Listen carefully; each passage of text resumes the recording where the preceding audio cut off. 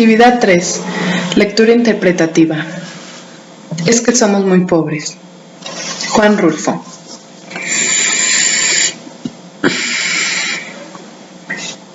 Aquí todo va de mal en peor. La semana pasada se murió mi tía Jacinta, y el sábado, cuando ya la habíamos enterrado y comenzaba a bajársenos la tristeza, comenzó a llover como nunca. A mi papá eso le dio coraje, porque toda la cosecha de cebada estaba soleándose en el solar, y el aguacero llegó de repente, en grandes olas, sin darnos tiempo ni siquiera a esconder, aunque fuera un manojo. Lo único que pudimos hacer, todos los de mi casa, fue estarnos arrimados debajo del tejabán, viendo cómo el agua fría que caía del cielo quemaba aquella cebada amarilla tan recién cortada. Y apenas ayer, cuando mi hermana Tacha acababa de cumplir 12 años, supimos que la vaca que mi papá le regaló para el día de su santo se la había llevado el río. El río comenzó a crecer hace 3 noches, a eso de la madrugada. Yo estaba muy dormido y, sin embargo, el estruendo que traía el río al arrastrarse me hizo despertar enseguida y pegar el brinco de la cama con mi cobija en mano, como si hubiera creído que se estaba derrumbando el techo de mi casa. Pero después me volví a dormir, porque reconocí el sonido del río, y porque ese sonido se fue haciendo igual hasta traerme otra vez el sueño. Cuando me levanté, la mañana estaba llena de nublazones y parecía que había seguido lloviendo sin parar. Se notaba que el ruido del río era más fuerte y se oía más cerca. Se olía, como se huele una quemazón, el olor a podrido del agua revuelta. A la hora en que me fui a asomar, el río ya había perdido sus orillas. Iba subiendo poco a poco por la calle real y estaba metiéndose a toda prisa en la casa de esa mujer que le decían la tambora. El chapaleo del agua se oía al entrar por el corral y al salir en grandes chorros por la puerta. La tambora iba y venía caminando por lo que era ya un pedazo de río, echando a la calle sus gallinas para que se fueran a esconder a algún lugar donde no les llegara la corriente. Por el otro lado, por donde está el recodo, el río se debía de haber llevado quién sabe qué, desde cuándo. El tamarindo que estaba en el solar de mi tía Jacinta, porque ahora ya no se ve ningún tamarindo.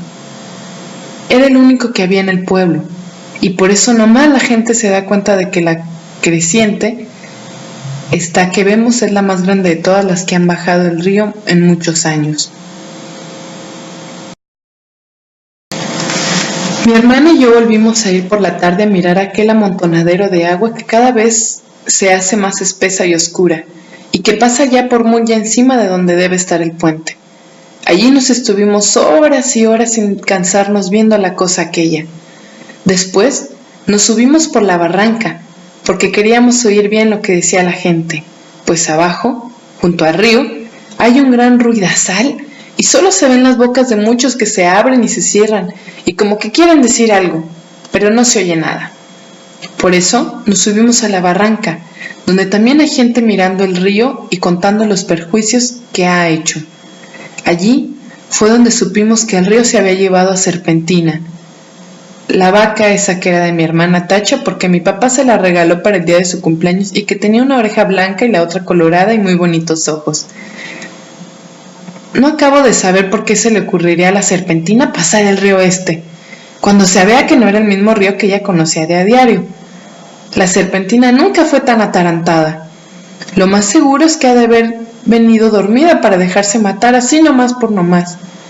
A mí muchas veces me tocó despertarla cuando le abría la puerta del corral, porque si no, de su cuenta, allí se hubiera estado el día entero con los ojos cerrados, bien quieta y suspirando, como se oye suspirar a las vacas cuando duermen. Y aquí ha de haber sucedido eso de que se durmió. Tal vez se le ocurrió despertar al sentir que el agua pesada le golpeaba las costillas. Tal vez entonces se asustó y trató de regresar, pero al volverse se encontró entreverada y acalambrada entre aquella agua negra y dura como tierra corrediza. Tal vez bramó pidiendo que le ayudaran. Bramó como solo Dios sabe cómo. Yo le pregunté a un señor que vio cuando la arrastraba el río si no había visto también el becerrito que andaba con ella, pero el hombre dijo que no sabía si lo había visto. Solo dijo que la vaca manchada pasó patas arriba muy cerquita de donde él estaba y allí dio una voltereta y luego volvió a ver ni los cuernos, ni las patas, ni ninguna señal de vaca. Por el río rodaban los troncos de árboles con todo y raíces, y él estaba muy ocupado en sacar leña, de modo que no podía fijarse si eran animales o troncos los que arrastraba. No más por eso, no sabemos si el becerro está vivo o si se fue detrás de su madre río abajo. Sí, así fue. Que Dios los ampare a los dos. La apuración que tienen en mi casa es lo que pueda suceder el día de mañana. Ahora mi hermana Tacha se quedó sin nada, porque mi papá con muchos trabajos había conseguido a la serpentina, desde que era una vaquilla para dársela a mi hermana, con el fin de que ella tuviera un capitalito, y no se fuera a ir de piruja como le hicieron mis otras dos hermanas, las más grandes. Según mi papá, ellas se habían echado a perder porque éramos muy pobres en mi casa, y ellas eran muy retobadas. Desde chiquillas ya eran rezongonas, y tan luego que crecieron les dio por andar con hombres de lo peor, que les enseñaron cosas malas.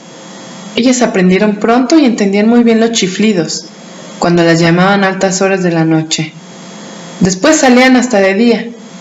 Iban cada rato por agua al río y a veces, cuando uno menos se lo esperaba, ahí estaban en el corral, revolcándose en el suelo, todas encueradas y una con un hombre trepado encima. Entonces mi papá las corrió a las dos. Primero les aguantó todo lo que pudo, pero más tarde ya no pudo aguantarlas más y les dio carrera para la calle. Ellas se fueron para Ayutla, o no sé para dónde, pero andan de pirujas. Por eso le entra la mortificación a mi papá. Ahora por la Tacha, que no quiere vaya a resultar como sus otras dos hermanas, al sentir que se quedó muy pobre viendo la falta de su vaca, viendo que ya no va a tener con qué entretenerse mientras le da por crecer y pueda casarse con un hombre bueno que la pueda querer para siempre. Y eso ahora va a estar difícil. Con la vaca era distinto, pues si no hubiera faltado quien se hiciera el ánimo de casarse con ella solo por llevarse también aquella vaca tan bonita. La única esperanza que nos queda es que el becerro esté todavía vivo. Ojalá no se le haya ocurrido pasar al río detrás de su madre, porque si así fue, mi hermana Tacha está tantito así de retirado de hacerse piruja, y mamá no quiere. Mi mamá no sabe por qué Dios la ha castigado tanto al darle unas hijas de ese modo, cuando en su familia, desde su abuela para acá, nunca había habido gente mala. Todos fueron criados en el temor de Dios y eran muy obedientes y no le cometían irreverencias a nadie. Todos fueron por el estilo. ¿Quién sabe de dónde les vendrá ese par de hijas suyas aquel mal ejemplo? Ella no se acuerda. Le da vueltas a todos sus recuerdos y no ve claro dónde estuvo su mal o el pecado de nacerle una hija tras otra con la misma mala costumbre. No se acuerda, y cada vez que piensa en ellas, llora y dice, que las ampare a las dos. 3, 2, 1. Y cada vez que piensa en ellas, llora y dice, que Dios las ampare a las dos. Pero mi papá alega que aquello ya no tiene remedio. La peligrosa es la que queda aquí, la Tacha, que va como palo de ocote, crece y crece y que ya tiene unos comienzos de senos que prometen ser como los de sus hermanas, puntiagudos y altos y medio alborotados para llamar la atención. Sí, dice, le llenará los ojos a cualquiera donde quiera que la vean y acabará mal, porque estoy viendo que acabará mal. Esa es la mortificación de mi papá. Y Tacha llora al sentir que su vaca no volverá porque se la ha matado el río. Está aquí a mi lado con su vestido color de rosa, mirando el río desde la barranca y sin dejar de llorar. Por su cara corren chorretes de agua sucia como si el río se hubiera metido dentro de ella.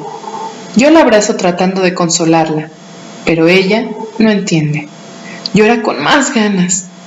De su boca sale un ruido semejante al que se arrastraba por las orillas del río, que la hace temblar y sacudirse todita. Y, mientras, la creciente sigue subiendo. El sabor a podrido que viene de allá salpica la cara mojada de Tacha y los dos pechitos de ella se mueven de arriba abajo, sin parar, como si de repente comenzaran a hincharse para empezar a trabajar por su perdición.